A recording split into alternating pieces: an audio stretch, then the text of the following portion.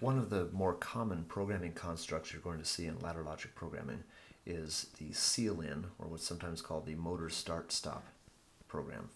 What we have here is an example of a very simple program for controlling the status of an electric motor with two momentary contact switches, most likely push-button switches. Here we have one labeled the start switch, another one labeled the stop switch. We know these are switches not because they're contacts, but because of their address labels. This comes from input element 0, bit 0. This is input element 0, bit 1.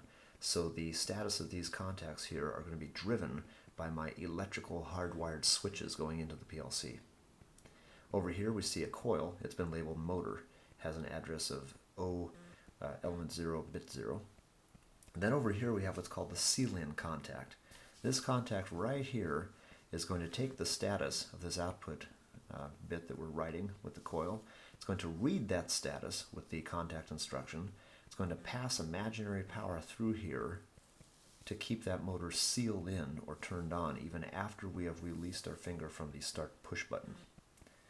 So this gets confusing for students because they have a tendency to associate contacts in the program with inputs and coils with outputs. But here we see an aberration to that. And it's really not an aberration to programming at all. It's really just an illustration of how contacts are not necessarily inputs and coils are not necessarily outputs. Here we have a contact that's referenced to an output bit. Remember, the proper way to understand contacts and coils is to see a contact as being a read instruction and a coil as being a write instruction.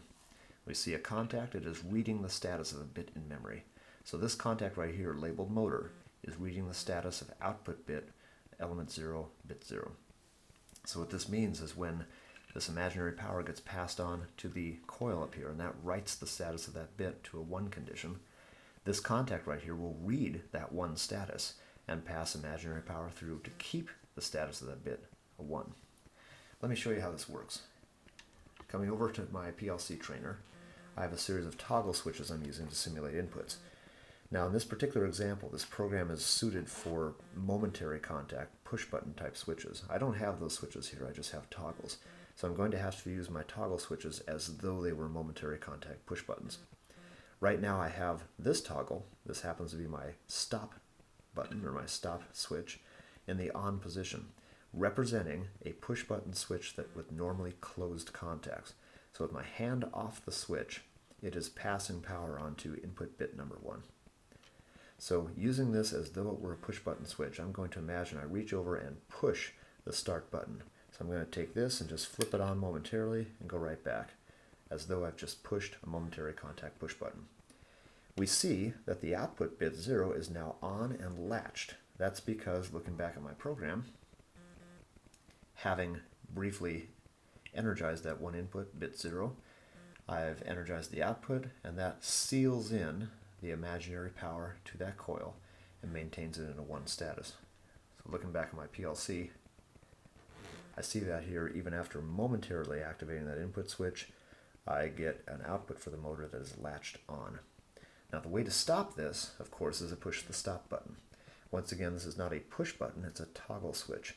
But to pretend this is a push button, I'm going to reach over here, just briefly take that switch and go off and then right back on. That's simulating the effect of pushing a momentary push button switch. I come over here and we see our motor is indeed off. Our output bit is a 0.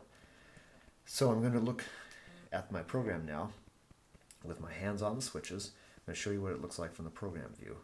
So I will momentarily energize the input for the PLC corresponding to the start switch. So momentarily, see it turn red, take my finger off the switch, and now it's no longer passing imaginary power. However, we have sealed in the status of the coil by virtue of the seal-in contact, this normally open contact that is reading that bit status and maintaining imaginary power flow to that coil.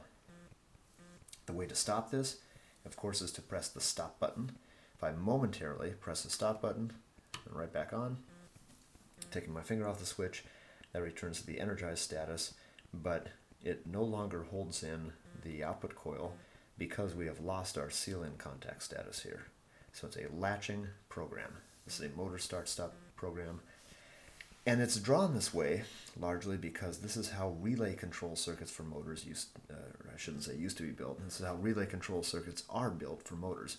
If you're doing this in hardwired relay logic, you have a normally open start push button, you have a normally closed stop push button, and then you have a seal-in contact, an auxiliary contact off of the motor contactor that maintains your seal-in. In the PLC, it's done a little bit different.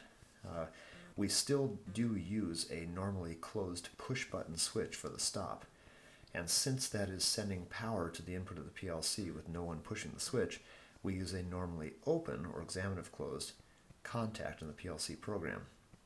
This also gets confusing for students because they're used to seeing the electrical normally closed contact, and they say, hey, why isn't the stop contact in my PLC normally closed as well?